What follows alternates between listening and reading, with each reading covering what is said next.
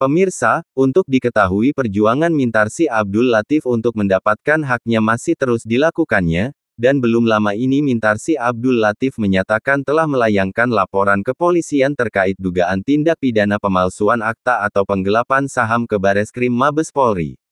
Bersama kuasa hukumnya yaitu Kamarudin Simanjuntak, Mintarsi membuat laporan polisi terkait adanya perbedaan atau dugaan tindak pidana pemalsuan yaitu akta CV Lestiani dan juga PT Bluebird.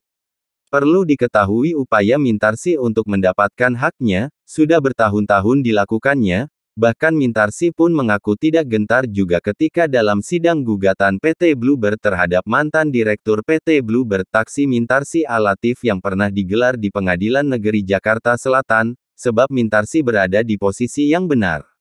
Ketika itu dalam sidang sebanyak 4 orang saksi dari penggugat yakni Purnomo Prawiro dihadirkan dalam persidangan. Para saksi yang dihadirkan yaitu Iriana Novadewi, karyawan PT Bluebird, M. Hoirudin, Hartono dan Sarinah. PT Bluebird sendiri didirikan oleh Purnomo dan Chandra, setelah Ibu Joko yaitu orang tua dari Purnomo, Chandra dan Mintarsi, tanpa mengikutkan Mintarsi. Dalam sidang juga ada saksi yang dihadirkan, yaitu Iriana Novadewi dan sesuai fakta yang sebelumnya diprotes oleh tim kuasa hukum tergugat bernama Ratna Dewi.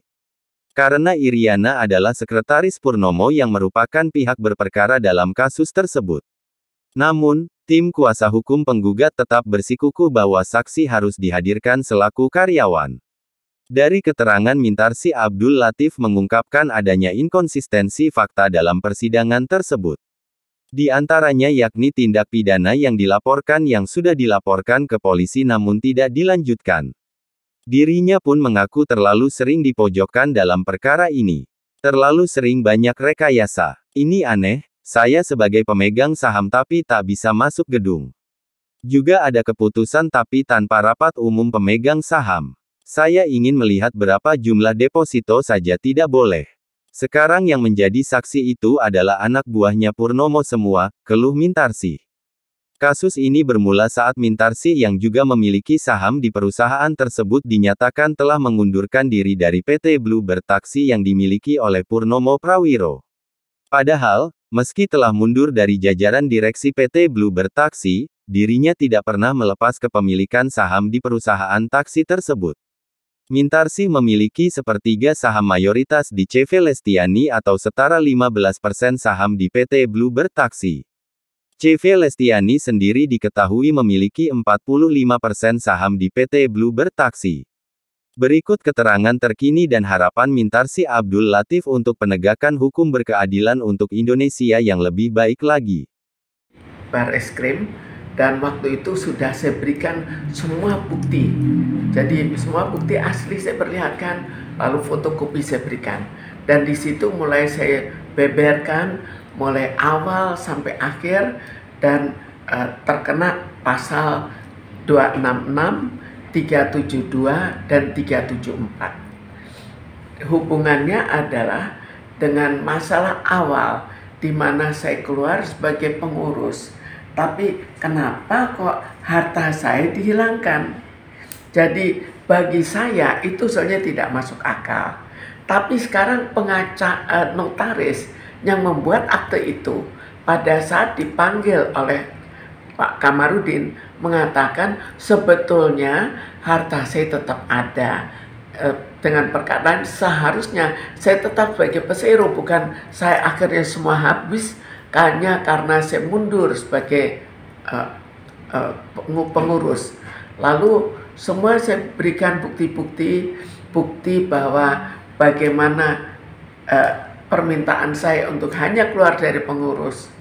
Kemudian ada lagi mereka bikin akte-akte baru, tapi akte itu tidak diakui oleh tempat registrasinya, tidak diakui oleh Kepanitraan Pengadilan Negeri Jakarta Pusat. Itu secara tertulis ditulis bahwa itu tidak terdaftar. Jadi artinya apa? Kok bisa tetap dianggap sebagai kebenaran? Kan kalau sudah diakui ya tidak terdaftar, ya tidak diakui namanya.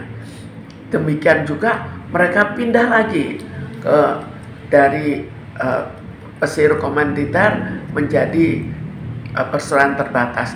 Di situ juga terjadi lagi masalah dari mereka. Dari Kemenkumham mengatakan ini bukan perpindahan atau peningkatan status dari CV menjadi PT, tapi ini sekedar pendirian PT baru. Jadi artinya hak saya tetap ada. Tapi kenapa kok hak di instansi pemerintah saja yang utama mengurus masalah hukum dalam hubungannya dengan perseroan, kenapa kok semua mengatakan mereka yang salah, tapi kok tetap dilanjutkan sebagai kebenaran dari mereka? Ini kan jadi pertanyaan. Jelas melaporkan ke Mabes Polri itu untuk mendapatkan keadilan. Bisa dibayangkan suatu perusahaan yang begitu lama oleh seorang konglomerat, kok sudah menurut saya sudah terlalu jelas. Kenapa semua yang dibuat di belakang saya, jadi tidak di depan saya, menghilangkan saham, menghilangkan hak saya, itu dilakukan tanpa saya ketahui. Kok bisa tanpa saya ketahui? Kok bisa disahkan? Bagaimana kok bisa bukan disahkan oleh pemerintah? Pemerintah sudah benar tidak mengakui, tapi kok mereka tetap bisa berlanjut. Jadi dengan kelanjutan itu, lalu saya tetap menggugat lewat pengadilan, dan di situ akhirnya tidak bisa memenangkan saya, juga tidak mengalahkan saya, tapi sampai 2 kali. Jadi kali ini saya tetap berharap adanya suatu keadilan. Apalagi dalam situasi di mana sekarang pemerintah sudah dalam segi hukum walaupun masih banyak mengeluh, tapi sudah lebih baik daripada sebelumnya. Jadi ini yang saya harapkan, kalau misalnya sudah mulai untuk bisa membela kebenaran, bisa melakukan keadilan, maka harapan saya juga bahwa negara ini menjadi lebih baik dan betul-betul melakukan keadilan untuk seluruh masyarakat Indonesia.